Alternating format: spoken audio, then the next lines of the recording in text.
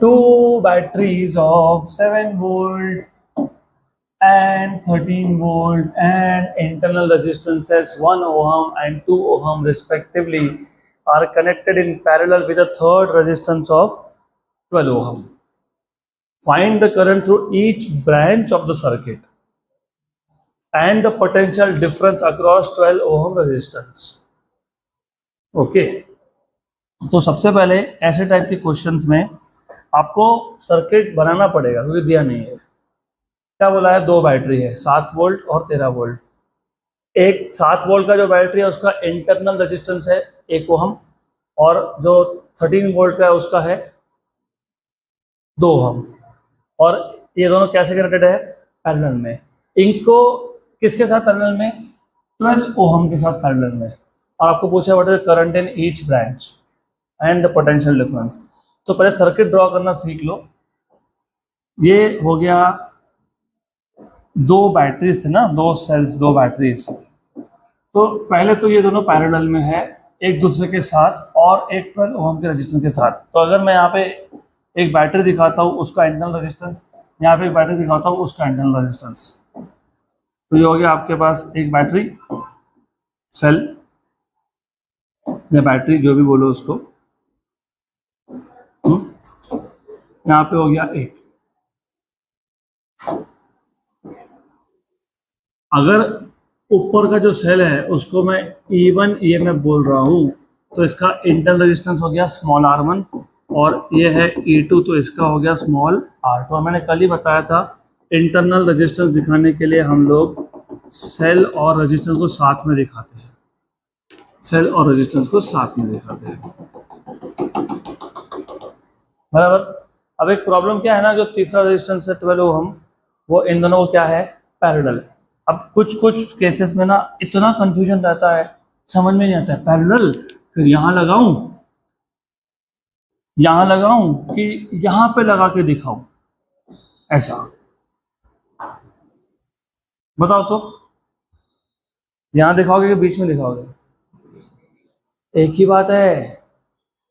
Parallel is parallel, you show it here, you show it there, you show it ऊपर, एक ही बात है, डजंट मैटर रियली, क्योंकि पैरेलल है वो, राइट। तो उसका कोई फर्क नहीं पड़ता, तुम इधर दिखा दो तो उसको नीचे दिखाओ, ऊपर दिखाओ, कोई प्रॉब्लम नहीं है।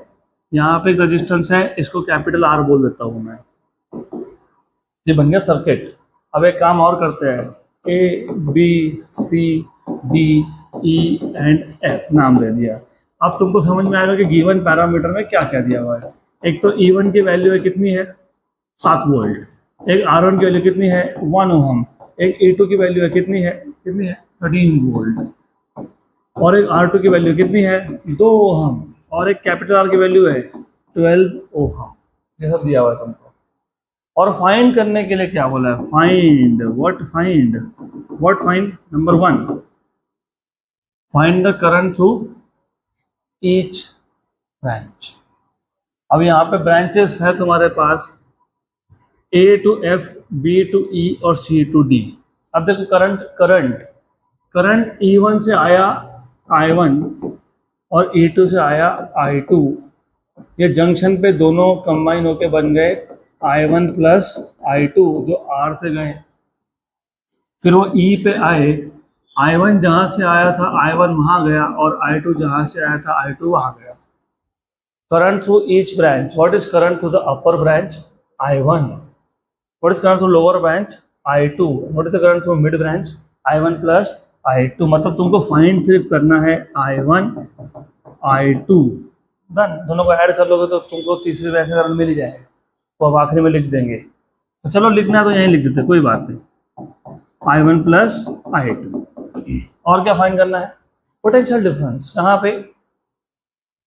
पे 12 ओहम के रेजिस्टेंस पे, मतलब यहाँ पे। एक काम करता हूँ ना, इसको बोलता हूँ V, क्या बोलता हूँ, V। फॉर्मूला में लिखने नहीं वाला, आपको पता है पोटेंशियल डिफरेंस कैसे निकालते हैं, V equal to IR। 12 ohm तो R की वैल्यू कितनी है 12, I कितना है यहाँ पे I1 प्लस I2, तो what is potential drop I1 plus I2 into R, हो जाएगा। तो इतना फाइंड कर लो। अब फॉर्मूला में लिख नहीं रहा, मैं डायरेक्टली सॉल्यूशन स्टार्ट करने वाला हूँ। तो ऐसा है, सॉल्यूशन स्टार्ट करना है सीधा सीधा। तो ये सर्किट लगने वाला है, तो इस सर्किट को कॉपी कर लेते हैं अगले पेज पे, और then we start with solution. ये सबसे पहले यू हैव टू थिंक कि कैसे मैं फाइंड करूंगा I1 I2। सोचना पड़ेगा I1 I2 I1 I2 I1 I2, दो वेरिएबल्स, दो अननोन। कितने अननोन? तो दो अननोन को अगर सॉल्व करना है तो कितने इक्वेशंस चाहिए? दो। तो तुमको दो इक्वेशन बनाने पड़ेंगे I1 और I2 में, और उसको सॉल्व करना पड़ेगा। ऐसा उसका लॉजिक होता है। तो अभी तुमको ये सोचना पड़ेगा कि मैं कौन से दो लूप ले लूँ। फिर एक काम, कोई भी दो ले लो। मैं रिकमेंड करूंगा एक ऊपर का ले लो, एक नीचे का ले लो, ठीक है। एक ऊपर का लेते हैं, तो कंसीडर लूप ए। ट्रेसिंग तुम बता दो, कैसे ट्रेस करना तुम बोल दो। ए से बी करूँ क्योंकि पहले ए से एफ जाऊँ। ए ये वाला क्लॉकवाइज है और वो एंटी क्लॉकवाइज है, क्या करें? Anti clockwise. तो A B E F A. जब तुम ए से बी जा रहे हो कोई ड्रॉप ही नहीं है, कुछ है ही नहीं। बी से ई जा रहे हो तो minus I1 plus I2 into आर। E to F nothing then here. कितना करंट है हियर? I1। तो क्या आएगा? Minus I1 R1 plus E1 equal to क्या? इक्वल टू 0 लिखते हो ना। हाँ, तो E1 क्या आ गया? I1 R1 plus I1 plus I2 into capital R। E1 की वैल्यू 7 वोल्ट थी, I1 तो फाइंड करना है, R1 की वैल्यू 1 थी तो लिखा नहीं। I1 प्लस I2 और R कितना है? 12 है, तो 7 इक्वल टू, देखो ये 12 I1 और ये I1, तो कितना हो गया? 13 I1, और ये कितना हो गया? 12 I2। Equation number 1। अब सिमिलरली तुम ऐसा करो, तुम दूसरा लूप ले लो। अभी क्या करें आप बताओ? एंटी क्लॉकवाइज चलने दे? चलो ठीक है, एंटी क्लॉकवाइज। तो consider loop B C D E B, B C D E B. B to C कोई ड्रॉप ही नहीं है। सी टू डी आते वक्त तुमने पॉजिटिव से नेगेटिव जंप लिया बैटरी पे, तो -A2। और यहाँ पे करंट सामने से आ रहा था तो ड्रॉप होगा प्लस I2 R2। यहाँ पे कुछ नहीं है, यहाँ पे करंट सामने से आ रहा है तो plus I1 plus I2 into capital R equal to 0। तो ये बन गया E2 इक्वल टू, इसको शिफ्ट करके पॉजिटिव कर दिया, I2 R2 plus I1 plus I2 into capital R। ये वैल्यू 13 थी, R2 की वैल्यू 2 थी तो 2 I2, और ये 12 था ना, I1 plus I2 into 12, 13 equal to 12 I1, 12 और 2 कितना? 14 I2। Equation number. अब ये दोनों इक्वेशन सॉल्व कर लो। तुम्हारे पास एक इक्वेशन क्या आया? इक्वेशन 1 क्या आया? 13 I1 plus 12 I2। 13 I1 plus 12 I2 equal to 7। दूसरा इक्वेशन क्या आया? 12 I1 plus 14 I2 equal to कितना आया? 13। कैसे सॉल्व करोगे? How do you solve? How do you solve? How do you solve? Equation 1, equation 2। Equation 1 को 12 से मल्टीप्लाई करना पड़ेगा, है ना, और इक्वेशन 2 को 13 से मल्टीप्लाई करना पड़ेगा, और क्या करना पड़ेगा? सबट्रैक्ट। बराबर तो बोल रहा हूं। व्हाट इज 13 12 जा?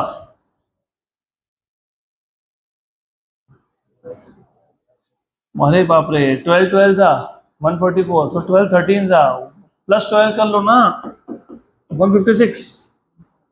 I1 12 12 जा 144, I2 12 7 जा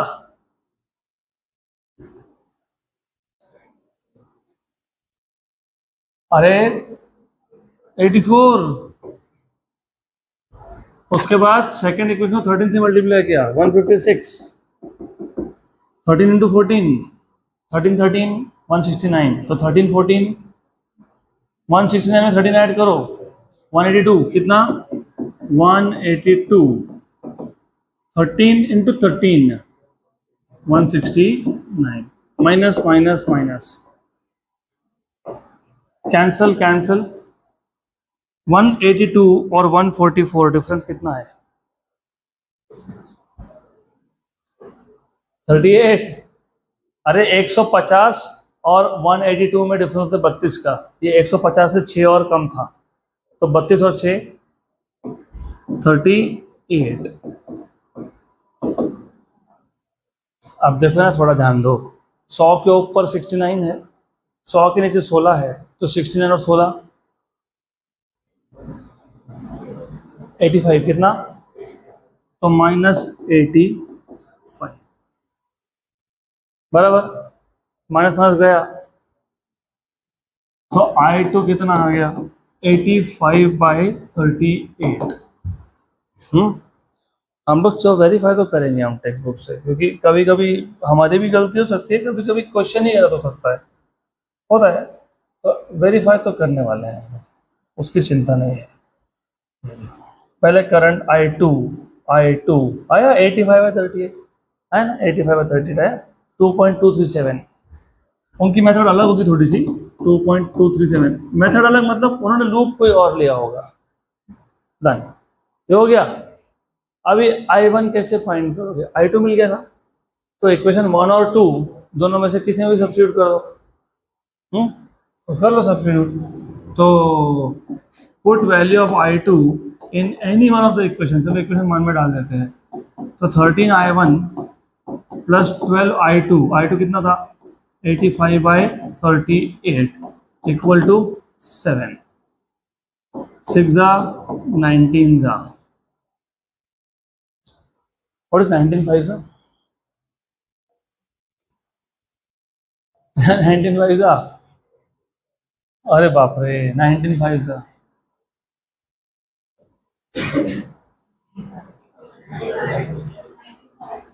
नाइनटीन 5 जा 95 होता है।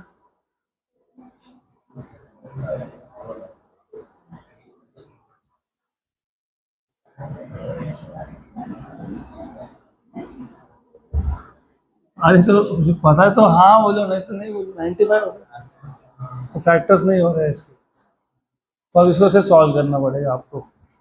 तो कैसे सॉल्व करेंगे, कुछ नहीं है, 13I1 equal to 7 minus 6 into 85/19 बराबर, इसको सॉल्व कर लो।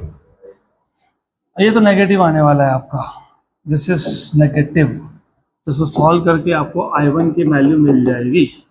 तो देखते हैं I1 की वैल्यू टेक्स्ट बुक में क्या दिया हुआ है, माइनस 1.526, तो ये आ गया -1.526, ये हो गया करंट थ्रू ब्रांच AF, और I2 हो गया करंट थ्रू ब्रांच CD, थोड़े से current through branch BE, I1 plus I2, तो I1 प्लस I2 भी निकालना पड़ेगा ना, तो 2.3237 माइनस 1.526 सॉल्व करना पड़ेगा इसको, तो सॉल्व कर लो फिर, 2.237 माइनस 1.536, 536 था कि 526 था, 526, तो 2.237 माइनस 1.526 कितना हो गया 0.711 एम्पियर।